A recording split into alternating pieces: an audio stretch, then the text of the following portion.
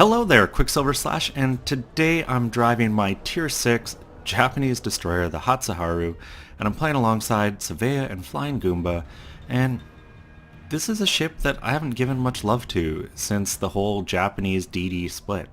I know I want the Akizuki, and I've just got to start playing. For some reason, every time I'm like, oh, what should I drive? What do I need to get through? I just completely forget that I've got this sitting in harbor just waiting to have some experience earned on it.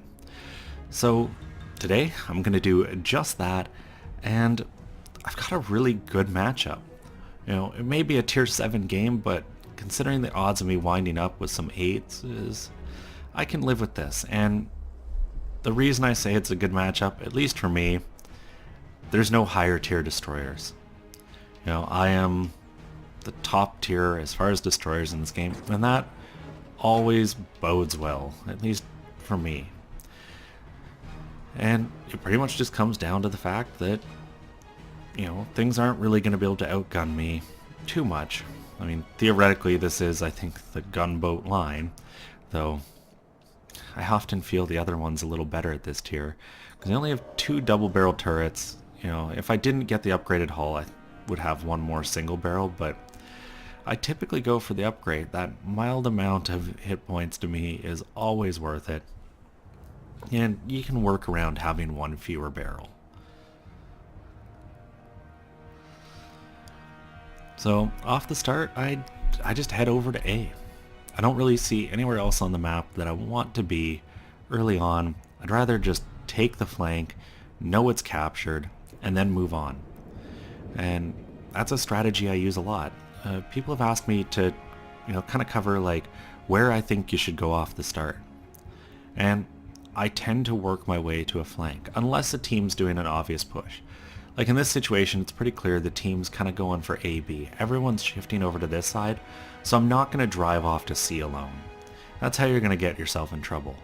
And this destroyer here is going to be in trouble soon. You know, he's going to get spotted at sea. There's all these ships pushing up from the south. He's got nowhere to go.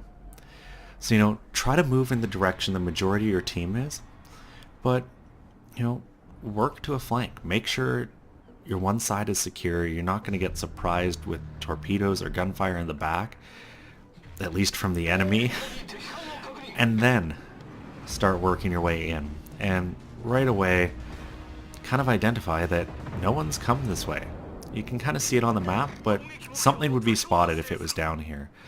So I instantly turn, start heading for the center. I tell Savea and Goomba, like, we can't spend our time driving all the way around here. And that's another critical thing to identify, is you can't waste your time in this game. With ships being as slow as they are, when you see that there's going to be nothing to fight over here, you have to get your guns into the battle. So they both turn and start working down this Warspite, and I feel bad for this guy.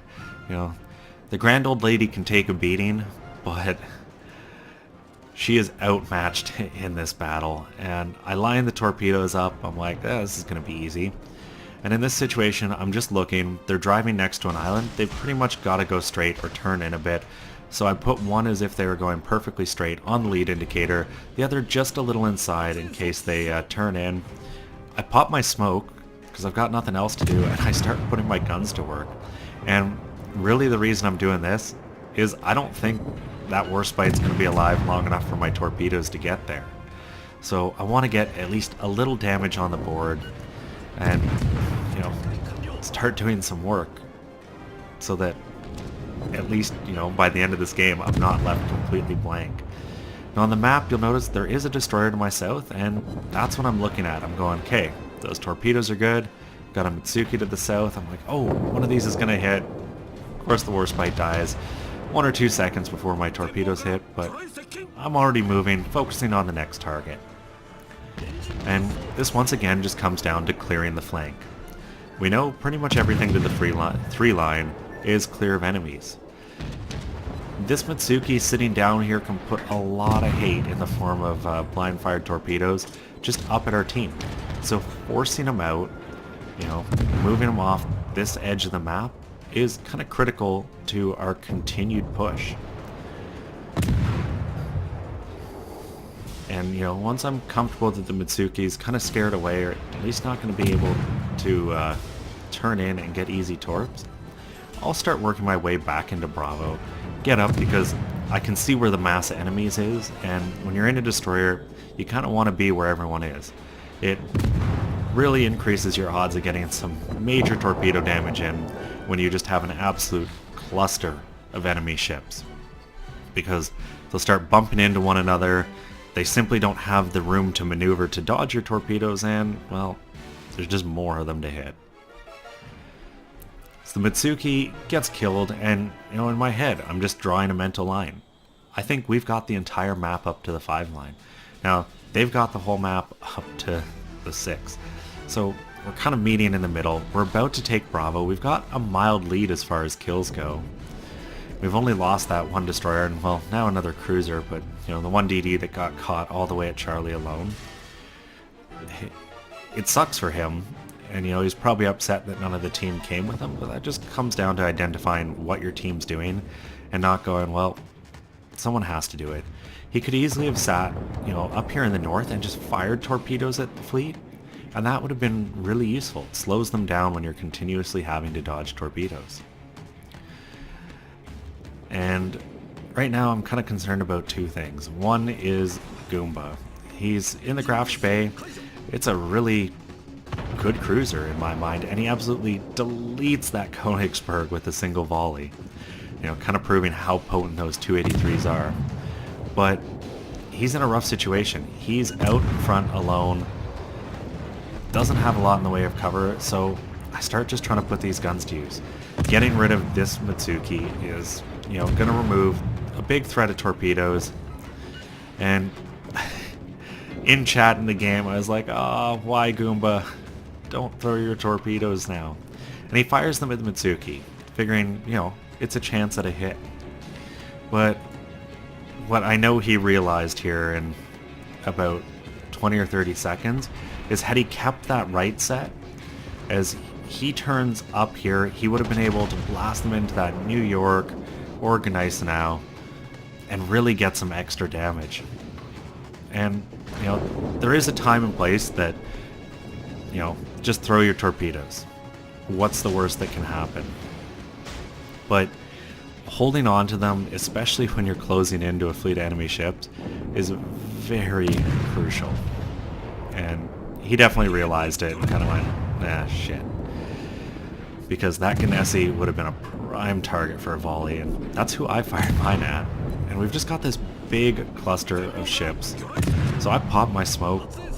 I'm ready to set up camp, and really the reason I am is I'm just waiting for my torpedoes to reload. I want to fire them straight into that cluster and start milking damage.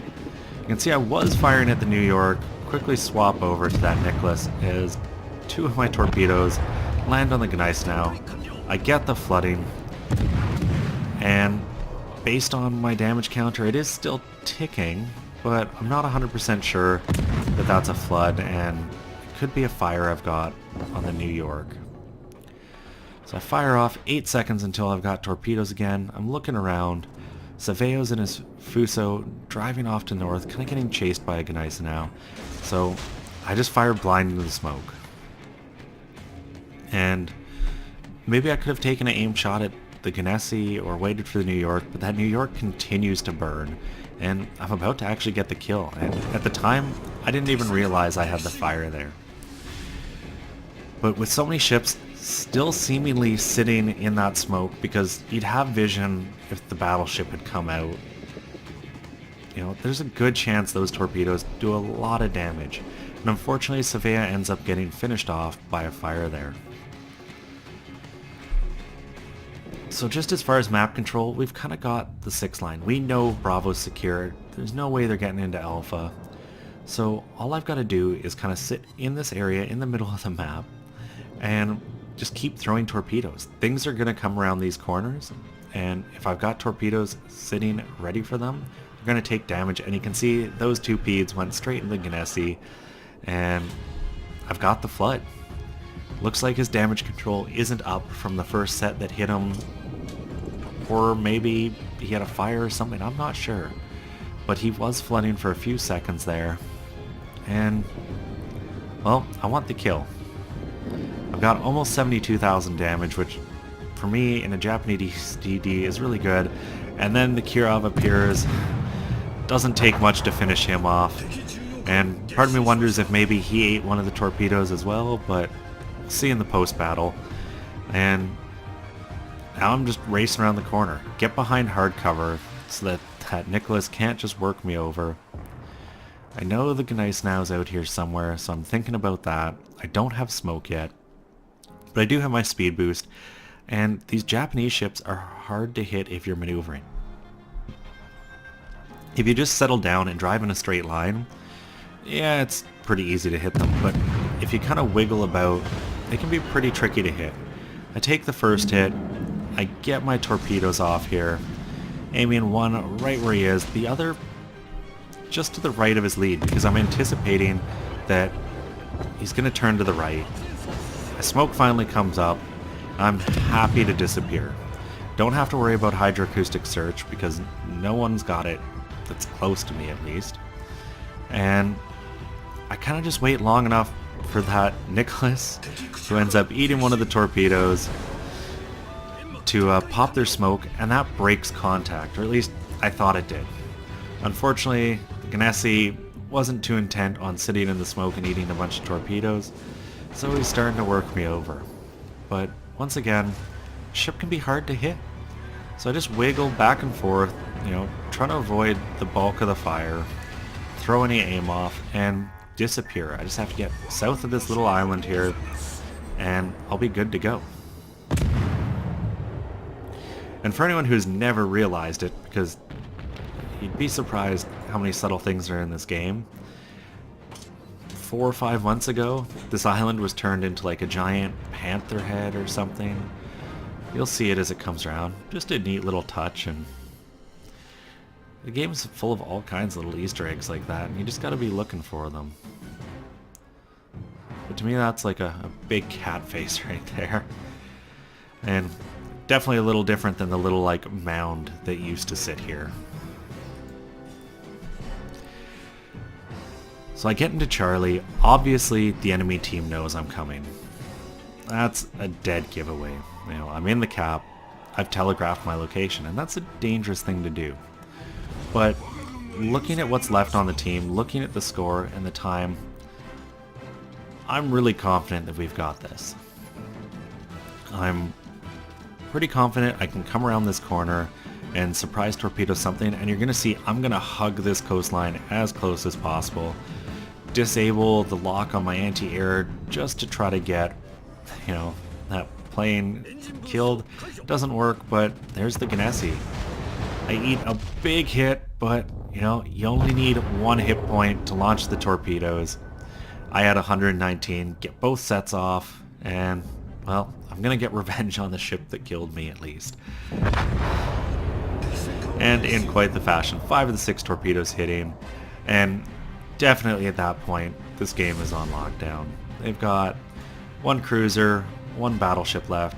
Their battleship's almost dead. Our Belfast is in smoke. He's safe. So let's jump to the post-battle. And with a result like this, after one of the few times I have driven this ship since it actually came out, clearly I need to hop into it more. 409,000 credits, 8,100 experience, tis but a flesh wound, 94,000 damage, 50 shells, lit a couple fires, 7 torpedoes, what you expect out of a Japanese destroyer. And, well, the guns on this aren't spectacular because you only have 4 barrels in the 2 turrets. They're adequate. Top of the team, not a ton of base XP, but, at tier 6, sometimes it just doesn't happen, especially in this case where the team just seemed to vanish out from under us. And when you do look at the damage, look at the breakdown between the main battery and the torpedoes. Yeah, 68,000 in the torpedoes, plus their flooding, but almost a quarter of my damage did come from my guns and the fires they lit. And I feel that's important. Too many people ignore half of their ship. You've got guns and torpedoes, not guns or torpedoes. So focus on using both, and you can have some amazing games.